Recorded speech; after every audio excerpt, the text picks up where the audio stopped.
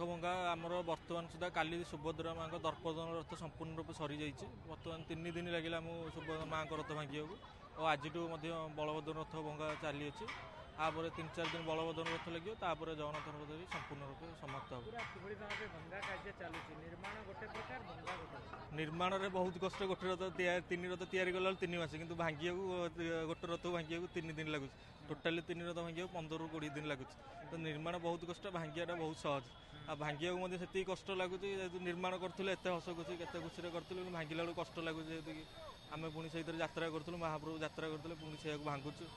मन टे कष्ट रोच पुणी आर वर्ष को अपेक्षा करूँ बंची पुणी आर वर्ष पुणी तैयारी करूँ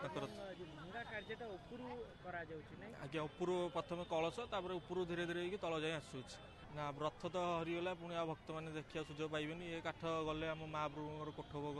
अभड़ा तैयारी हम ये सब जालेनी हम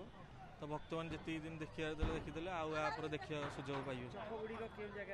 चक गुड़िक सब आम गुंचा मंदिर में रखा गणगुज चक जो सब चित्र होती प्रभा सी सब गुंचा मंदिर में रखा परवर्ती समय मंदिर प्रशासन बिक्री